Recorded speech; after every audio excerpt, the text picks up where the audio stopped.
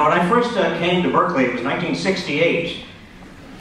I was a research assistant for a professor at the architecture school, and I remember coming up University Avenue for the first time in a beat-up Volkswagen. I mean, it was almost typical. And I particularly remember my first whiff.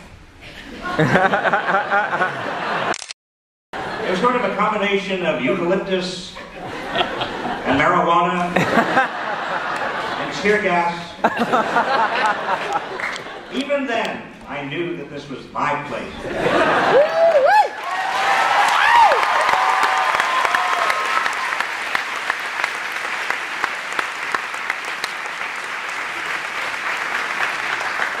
But I made a terrible mistake. I left for the next 40 years. And then I realized the mistake and I came back. And I've been here for the last few years. And I'll tell you, if you didn't know it already, I want to make sure you do know this. The University of California, Berkeley is the best public university in America. But it's not just that. I believe quite seriously that it's the best university in America.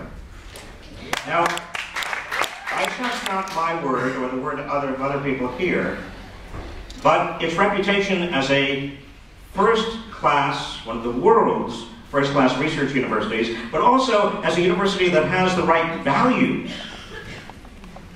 is extraordinarily broad and important. I don't know how many of you saw the recent study, analysis done by a wonderful little journal called the Washington Monthly.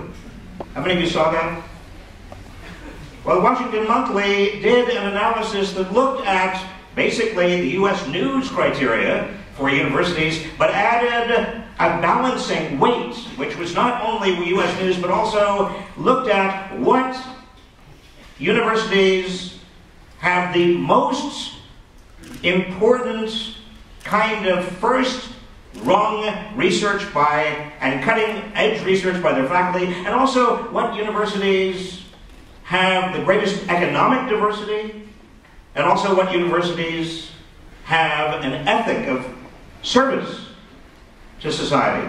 And adding those in on a scale of 100, the University of California, Berkeley came off at 100.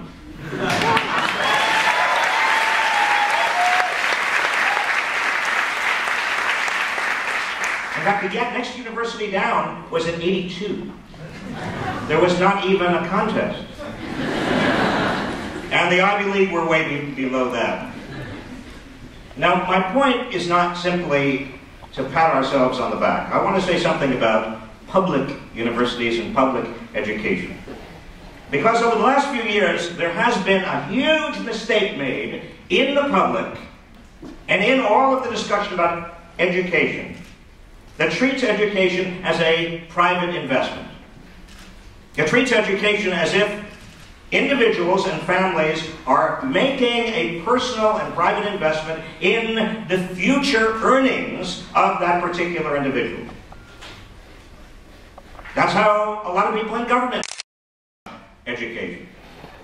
That's how a lot of people talk even about primary and secondary education. It's an investment. It's a personal investment. It's a family investment. Well, I'll tell you something.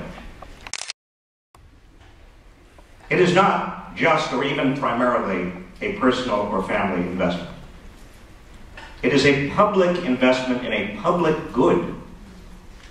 And that public good is a citizenry that has not only a lot of capability for leadership and research and development and economic development, but people who are capable of creating and understanding, people who enrich a state and enrich the country. And those are all public goods. And there is no institution in the United States that generates as much public good in those terms as a public university.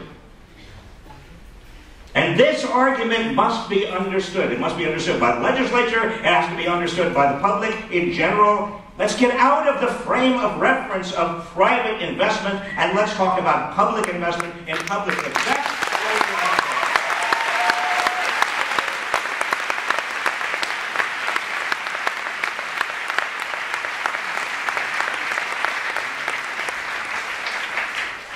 Now, we are in a crisis. I looked at the numbers, and I can tell you that if things go as they are going, and nothing has changed, the choice is either going to be giving up the publicness of this university and turning it into a private university, raising fees, bringing in a lot of out-of-state people. I don't have nothing against out-of-state people. In fact, I was an out-of-state person for many years.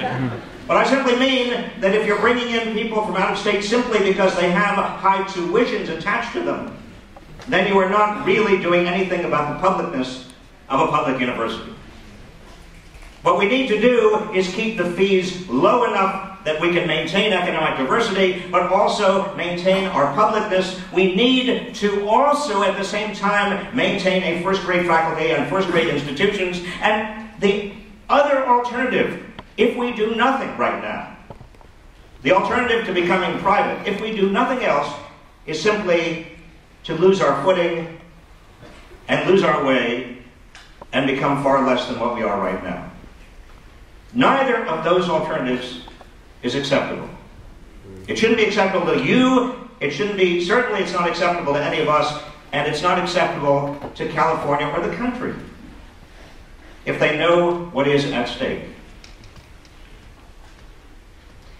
Now, we are living off, and this is a very important point. We in California right now, we in the nation, are living off investments, public investments that were made in the post-war era, mostly in the late 40s and 50s and 1960s. They were investments in public education. The first class, the best system of public education in the entire country here in California.